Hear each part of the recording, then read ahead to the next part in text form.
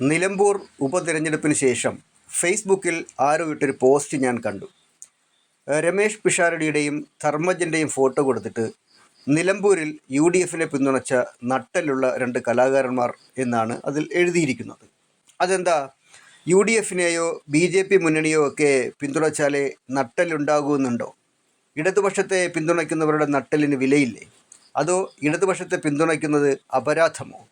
കലാകാരന്മാർക്കും സാഹിത്യ സാംസ്കാരിക നായകന്മാർക്കുമൊക്കെ വ്യക്തവും സ്ഥിരമോ അസ്ഥിരമോ ഒക്കെയായ നിലപാടുകളുണ്ടാകണം. അവർക്ക് രാഷ്ട്രീയമുണ്ടാകുന്നതും തെറ്റല്ല. രാഷ്ട്രീയമില്ലാതിരിക്കുന്നത് ഒരു മേന്മയുമല്ല.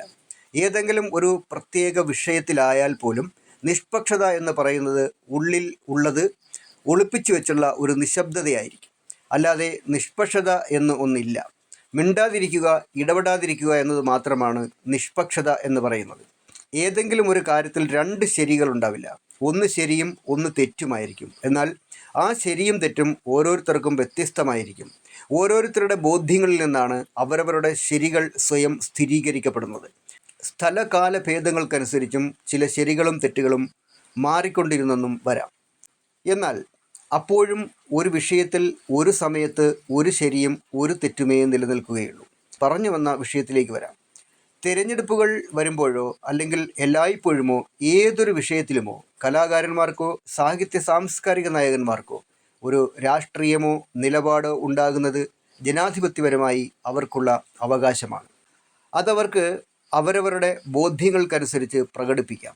ഇവിടെ ഇടതുപക്ഷത്തെ ഏതെങ്കിലും കലാ സാഹിത്യ സാംസ്കാരിക നായകർ പിന്തുണച്ചാൽ അവർ അടിമകൾ, നട്ടല്ലില്ലാത്തവർ. വലതുപക്ഷത്തെ പിന്തുണച്ചാൽ മഹാത്മാക്കൾ. ഇനി BJP പോലെയുള്ള വർഗീയ രാഷ്ട്രീയത്തെ പിന്തുണച്ചാലും അവർ പുണ്യാത്മാക്കളാണ്. ഈ നിലപാട് ആര് സ്വീകരിച്ചാലും അതങ്ങ് വാങ്ങി വെച്ചിരുന്നാൽ മതി. ഇടതുപക്ഷ പുരോഗമന പ്രസ്ഥാനങ്ങൾക്കൊപ്പം നിൽക്കുന്ന കലാകാരും സാഹിത്യ സാംസ്കാരിക നായകരുമൊക്കെയാകും എക്കാലത്തും കൂടുതലുണ്ടാവുക. അത് പണ്ടും അങ്ങനെ തന്നെ, ഇപ്പോഴും അങ്ങനെ തന്നെ, ഭാവിയിലും അങ്ങനെ തന്നെ ആയിരിക്കാനേ തരമുള്ളൂ.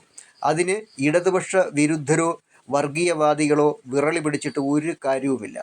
അറിവുള്ളവരിലും ചിന്തിക്കുന്നവരിലും ഭൂരിപക്ഷത്തിനും ഏറ്റവും കൂടുതൽ മാനവികതയോട് അടുത്തു നിൽക്കുന്ന ആശയങ്ങളോടും പ്രസ്ഥാനങ്ങളോടുമേ ചേർന്നു പോകാൻ കഴിയൂ.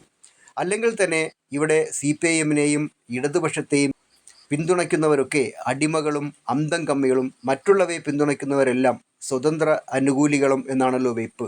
രാഷ്ട്രീയമെന്ന് പറഞ്ഞാൽ അവരവർ വിശ്വസിക്കുന്ന ആശയങ്ങളെയും പ്രസ്ഥാനങ്ങളെയും അംഗീകരിക്കുക, അവയെ അനുകൂലിക്കുക, ന്യായീകരിക്കുക, അവയുടെ കൊടി പിടിക്കുക എന്നുള്ളതൊക്കെയാണ്. എല്ലാവരും അതുതന്നെയാണ് ചെയ്യുന്നത്. രാഷ്ട്രീയമുണ്ടായിരിക്കുക എന്ന് പറഞ്ഞാൽ തന്നെ അത് പക്ഷമുണ്ടായിരിക്കുക എന്നതാണ്. അതൊരടിമത്തമാണെങ്കിൽ എല്ലാ രാഷ്ട്രീയം പിന്തുടരുന്നവരും അടിമകളായിരിക്കും. അല്ലാതെ ഒരു കൂട്ടർ മാത്രം അടിമകളാകില്ല.